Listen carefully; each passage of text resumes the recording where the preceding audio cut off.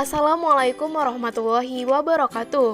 Kami dari kelompok 2 akan menjelaskan beberapa karya yang terkenal dari tokoh antropologi. Karya yang pertama yaitu The Religion of Java adalah karya Clifford James Geertz, seorang ahli antropologi asal Amerika Serikat yang lahir pada tahun 1926 dan meninggal pada tahun 2006.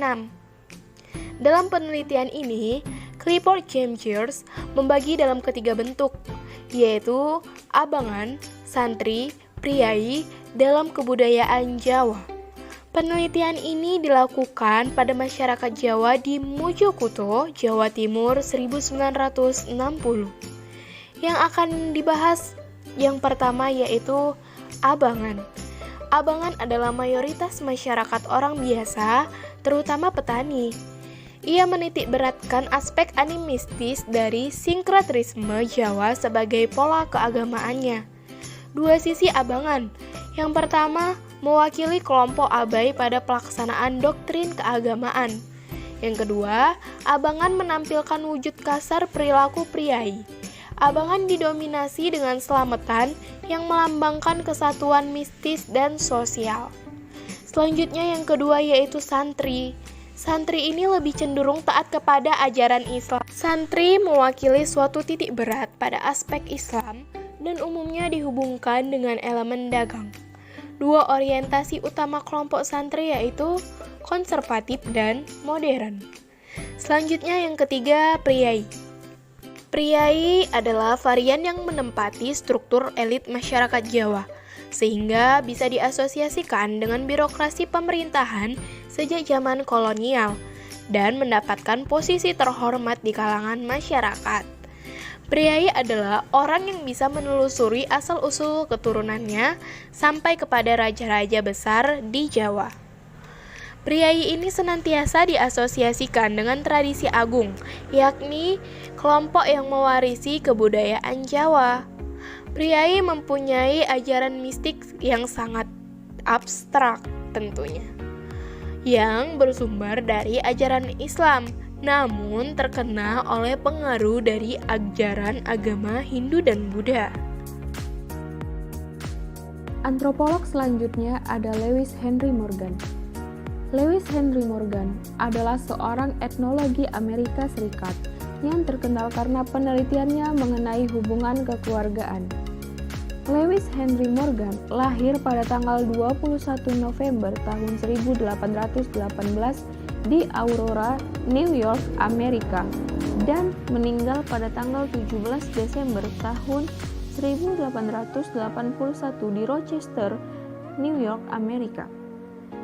Dan pendidikan Lewis Henry Morgan adalah di Union College.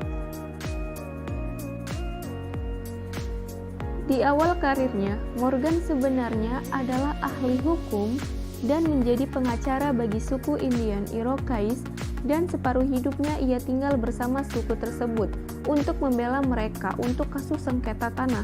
Selama hubungannya dengan orang Indian Iroquois memberikannya banyak pengetahuan mengenai kebudayaan orang Indian itu.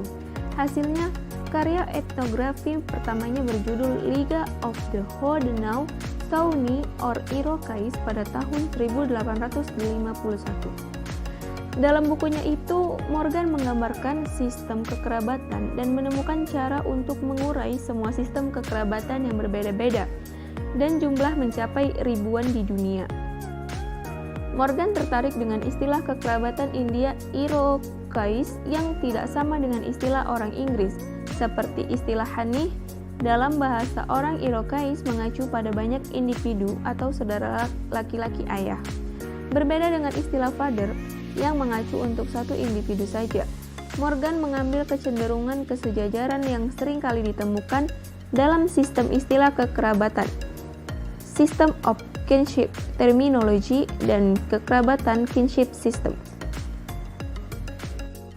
Dan suku Iroquois juga menganut sistem matrilineal atau garis keturunan menurut ibu, kebalikan dari garis keturunan menurut bapak.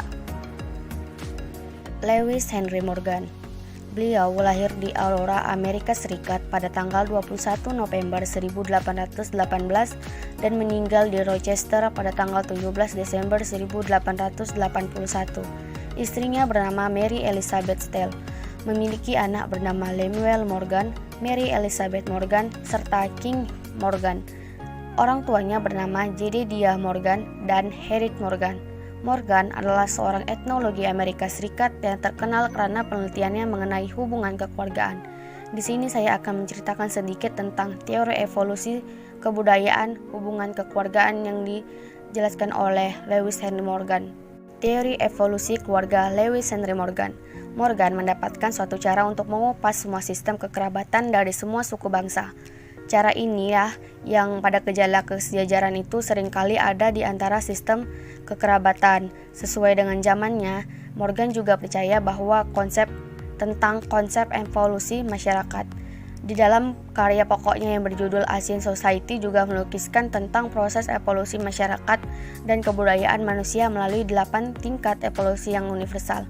Morgan juga mengatakan bahwa masyarakat dari semua bangsa yang ada di dunia itu sudah atau masih akan menyelesaikan proses evolusinya melalui ke-8 tingkat evolusi sebagai berikut, yaitu yang pertama, zaman liar tua, di mana sejak manusia menemukan api sampai manusia itu pandai meramu, mencari akar-akar dan tumbuh-tumbuhan liar.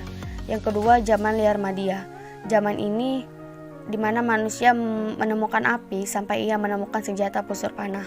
Dalam zaman ini pula manusia merubah mata pencarian hidupnya yang semulanya itu meramu menjadi pencari ikan di sungai atau menjadi pemburu. Dan yang ketiga, zaman liar madia.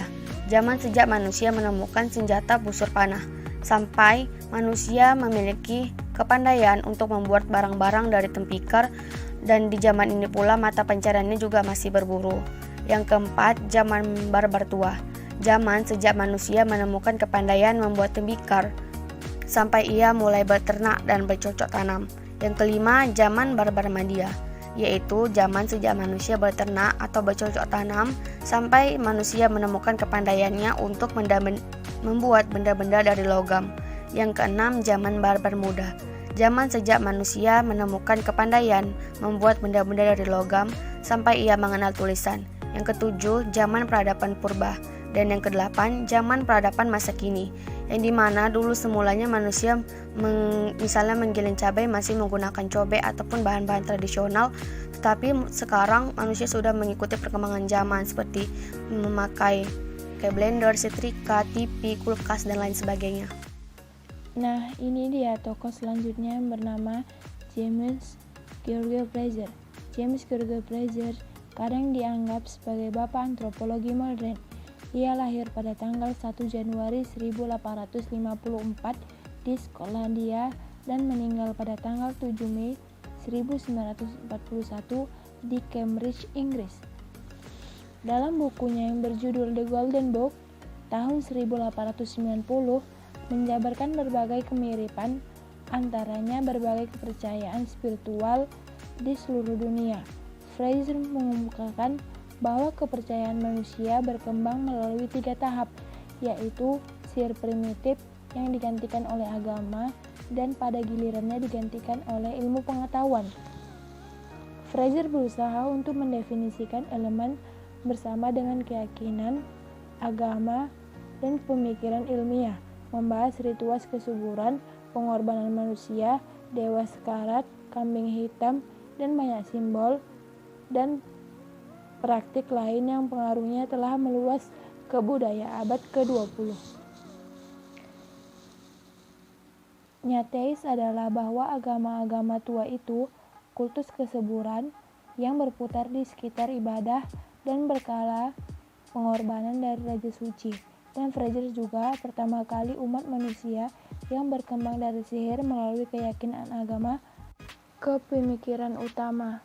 Frank Boas yang membahas secara kritis konsep budaya primitif.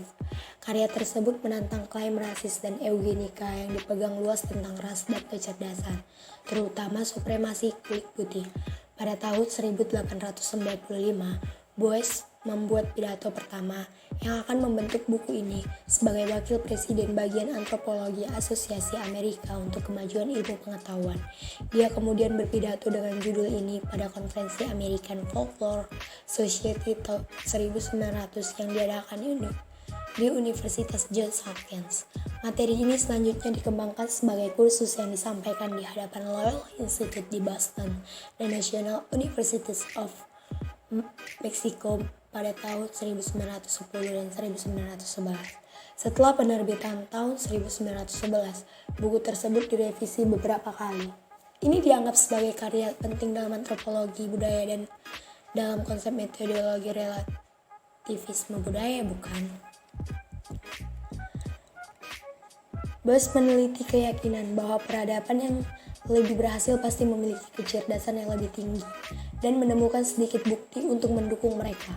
Dia kemudian meneliti peradaban tentang alam versus pengasuhan dan menemukan bahwa heritabilitas IQ dan rasio kecerdasan intelektual orang-orang dalam suatu peradaban adalah yang terbaik mungkin, tetapi bukan elemen yang diperlukan yang menentukan tingkat kemajuan suatu ras. Dia menyatakan bahwa tidak ada hubungan langsung antara habitus fisik dan kemakmuran mental, memberikan contoh sebagai ukuran dan bentuk manusia yang tidak berkorelasi dengan kecerdasan. Dia juga membahas peran lingkungan dan kecerdasan terutama nutrisi, serta tingkat pencemaran ras dan domestikasi dalam masyarakat yang pengaruhnya terhadap mentalitas manusia. Bos berpendapat bahwa semua manusia memiliki ciri dasar yang sama. Dia menulis bahwa fenotipe berkembang dalam isolasi kelompok genetik dan bahwa kecenderungan serupa mungkin ada dalam kehidupan mental manusia. Dia berpendapat bahwa perkawinan campur dapat menyebarkan ciri-ciri fisik dan mental ini di dalam dan di antara peradaban. Bos mencatat bahwa jurang kemampuan antara manusia primitif dan beradab dapat diabaikan dibandingkan dengan jurang antar manusia dan hewan. Dia menyanggah klaim bahwa manusia primitif tidak memiliki kendali impuls, tidak ada rentang perhatian, tidak ada orisinalitas pemikiran, tidak ada kekuatan penalaran dan tidak mampu keberlanjutan. Dia membandingkan tipe manusia, bahasa manusia, dan budaya manusia, dan menemukan